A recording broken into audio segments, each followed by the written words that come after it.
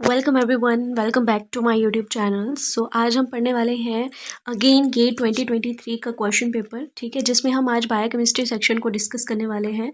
और पीछे वाले जितने भी हमारे अभी लेक्चर हुए हैं उसमें हमने जूलॉजी और बॉटनी का पोर्शन कवर कर लिया है। और आज हम देखने वाले हैं बायोकेमिस्ट्री सेक्शन में कौन कौन से क्वेश्चन पूछे गए हैं। So let's start. यहाँ पे 28 क्वेश्चन से हम शुरू करने वाले हैं, जिसमें ये पूछा गया है, असर्शन दी हुई है और आप एक रीज़न दिया गया है, ठीक है। आपको बताना है करेक्ट स्टेटमेंट क्या है। डिटरमाइन द करेक्टनेस और otherwise of the following assertion A and the reason are.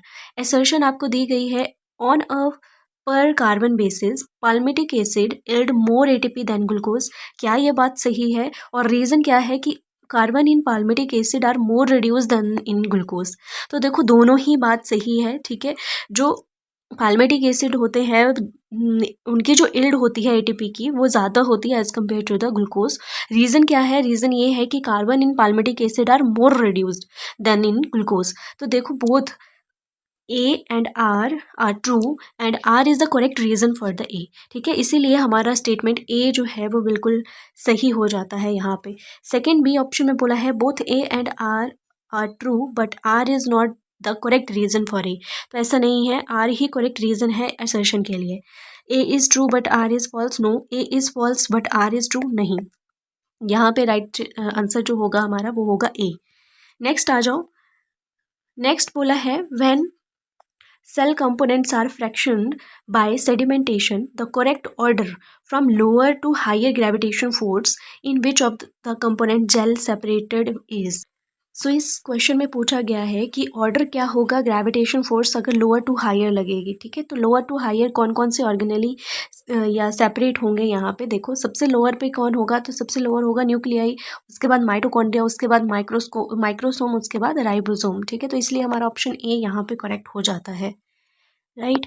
Next आते हैं, in a population, probability of a suspectable individual getting infected with SARS-CoV-2 is low when majority of the individual in the population become immune to this virus. This phenomena is known as। देखो यहाँ पे बोला गया है कि अगर एक population है उसमें मोस्ट ऑफ द इंडिविजुअल को क्या मिल चुकी है, इम्यूनिटी मिल चुकी है या वैक्सीनेशन हो चुकी है, तो उस फिनोमेना को क्या बोला जाता है। क्योंकि डिजीज़ को स्प्रेड होने का चांसेस कम हो जाते हैं, इसी टाइप ऑफ इम्यूनिटी को बोला जाता है हर्ड इम्यूनिटी, ठीक है।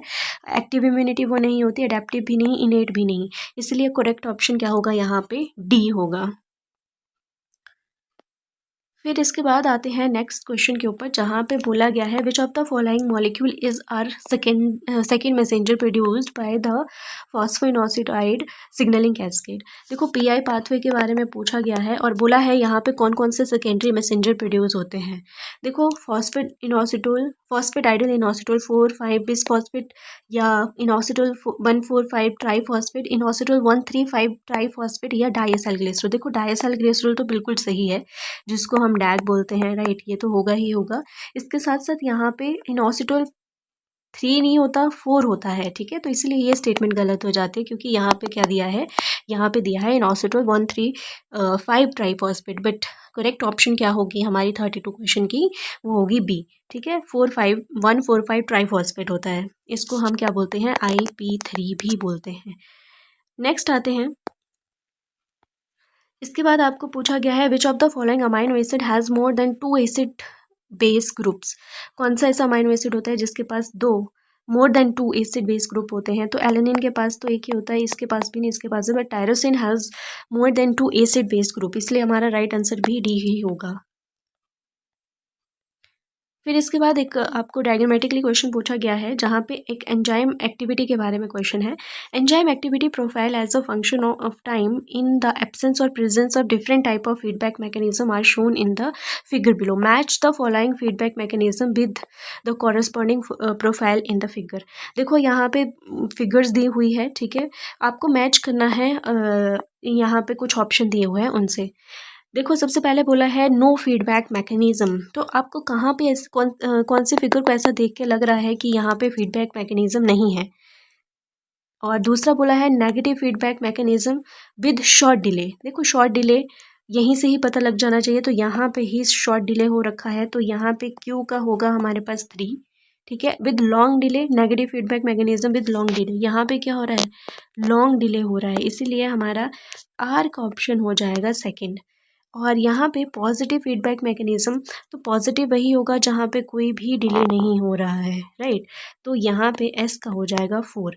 और नो फीडबैक, सॉरी ये मैंने गलत बोल दिया, यहाँ पे पॉजिटिव फीडबैक मैकेनिज्म का क्या होगा, देखो यहाँ पे पॉजिटिव फीडबैक मैकेनिज्म कहाँ पे देखने को मिल रही है कि यहाँ पे कोई भी डिले नहीं हो रहा, पॉजिटिवली आगे को मूव ऑन हो रहा है एंजाइमेटिक एक्टिविटी, इसीलिए हमारा एस का आंसर होगा 1। और नो फीडबैक मैकेनिज्म, तो यहाँ पे आपको क्लियरली दिख रहा होगा कोई भी फीडबैक नहीं है, ठीक है, इसलिए हमारा पी का आंसर होगा दिस। तो अब आप मैच कर सकते हो, क्यू का थर्ड 2 जगह है, ठीक है, और आर का सेकेंड, सो आर का सेकेंड भी 2 जगह है, और पी का 4, तो पी का 4 भी ओके। तो यहाँ से ही हमारा क्लियरली आंसर आ जाएगा, पी का 4 एक ही जगह है, नीचे वाली स्टेटमेंट भी अब रॉन्ग हो जाएगी और ऊपर वाली भी, ठीक है, इसीलिए। नेक्स्ट आते हैं, मैच द फॉलोइंग क्वेश्चन है आपको, ग्रुप 1 और ग्रुप 2। ग्रुप 1 में सेल टाइप दिए गए हैं और ग्रुप 2 में आपको एसोसिएटेड प्रोसेसेस दिए गए हैं। देखो एन के सेल किसके साथ मिलेगा, तो एन के सेल कहाँ काम कर रहे होते हैं, तो आपने सुना भी होगा ADCC, antibody dependent cell mediated cytotoxicity, तो एन के सेल यहाँ पे काम कर रहे होते हैं। बी सेल क्या करते हैं, तो बी सेल हमें पता है एंटीबॉडी की प्रोडक्शन करते हैं, राइट। मास्ट सेल क्या करते हैं, तो मास्ट सेल जो होते हैं वो हिस्टामाइन को प्रोड्यूस करते हैं। न्यूट्रोफिल ऐसे सेल होते हैं जो साइट ऑफ इन्फेक्शन पे सबसे पहले पहुंचते हैं। तो यहाँ से ही ये बहुत इजी है, यहाँ से ही पता लग जाता है, ठीक है। तो बी का हो जाएगा 1, तो सॉरी क्यू का हो जाएगा 1, तो क्यू का 1 सब जगह दिया गया है। न्यूट्रोफिल पे देख लेते हैं, एस का हो जाएगा सेकेंड, देखो एस का सेकेंड एक ही जगह है, तो इसलिए हमारा राइट आंसर भी यही होगा, ठीक है। मास्ट सेल आप मिला सकते हैं, हिस्टामाइन को प्रोड्यूस करते हैं।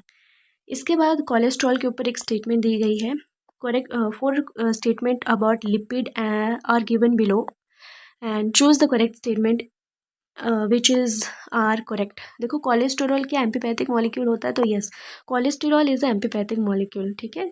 और self assembly of phospholipid in water is due to hydrophobic effect, तो यस सेल्फ असेंबली क्यों करते हैं लिपिड मॉलिक्यूल आपस में, because of the hydrophobic effect, ठीक है, पानी से बचने के लिए। थर्ड बोला है the temperature at which gel phase changes into liquid crystalline phase increases with increase in the degree of unsaturation of fatty acid, तो बिल्कुल भी नहीं, डिक्रीज ही होगा यहाँ पे, इसलिए स्टेटमेंट भी गलत हो जाएगा। फिर आगे पूछा है the Colin head group of lipid is positively charge, तो यस ये ट्रू स्टेटमेंट है, इसीलिए ये ठीक है। तो यहाँ पे हमारे करेक्ट ऑप्शन होंगे A, B and D. Next question पूछा गया है which of the following techniques can be use to separate protein according to their molecular weight from a mixture of protein. कौन कौन सी टेक्निक को हम यूज़ कर सकते हैं जब कभी भी प्रोटीन को हमको सेपरेट आउट करना हो, ठीक है। तो देखो आयन एक्सचेंज क्रोमेटोग्राफी क्या हम यूज़ करते हैं, तो बिल्कुल भी नहीं, आयन एक्सचेंज क्रोमेटोग्राफी नहीं करते। साइज एक्सक्लूजन क्रोमेटोग्राफी हम यूज़ कर सकते हैं टू सेपरेट प्रोटीन, ठीक है। STS पेज हम यूज़ करते हैं, yes. Sucrose density gradient configuration centrification भी हम यूज़ करते हैं, ठीक है। तो इसलिए हमारी तीनों ही स्टेटमेंट ठीक है एक को छोड़ के। इसके बाद एक और क्वेश्चन पूछा गया है बी सेल से। B cell produce 2 form of immunoglobins, membrane bond form जिसको हम बी सेल रिसेप्टर बोलते हैं एंड सॉल्युबल फॉर्म जिसको हम एंटीबॉडी बोलते हैं। तो देखो बी सेल क्या करते हैं, 2 तरह की स्ट्रक्चर या फॉर्म्स को प्रोड्यूस करते हैं, एक होता है बी सेल रिसेप्टर, एक होते हैं एंटीबॉडीज, ठीक है। Which of the following statement is are correct about B cell receptor and antibody produce by the same B cell. देखो एक बी सेल जो दोनों चीज़ें प्रोड्यूस करता है उसी के बारे में पूछा गया है। फर्स्ट स्टेटमेंट है B cell receptor and antibody have identical antigen binding site, तो yes they have identical antigen binding site. B cell and antibody recognize different isotope, तो बिल्कुल भी नहीं, सेम आइसोटोप को रिकॉग्नाइज करते हैं वो। थर्ड आते हैं B cell receptor and antibody are encoded by same gene, तो yes they are encoded by same gene. इसके बाद B cell receptor and antibody are formed by different splicing, तो yes they are formed by different splicing. तो यहाँ पे different splicing process हो रही होती है जिस वजह से बी सेल रिसेप्टर बन रहे होते हैं और इसके साथ साथ एंटीबॉडीज़ बन रही होती हैं, ठीक है। तो ये सारे जो क्वेश्चन हैं ये है हमारे बायोकेमिस्ट्री सेक्शन के, ठीक है। गेट एक्सेल का ये क्वेश्चन पेपर है 2023 का, ठीक है। इससे पहले हमने बॉटनी और इस जूलॉजी का सेक्शन हमने पूरा डिस्कस कर लिया है, क्या क्वेश्चन पूछे गए हैं, और ये है आज हमारा बायोकेमिस्ट्री का सेक्शन। ठीक है। So thank you so much for watching my video.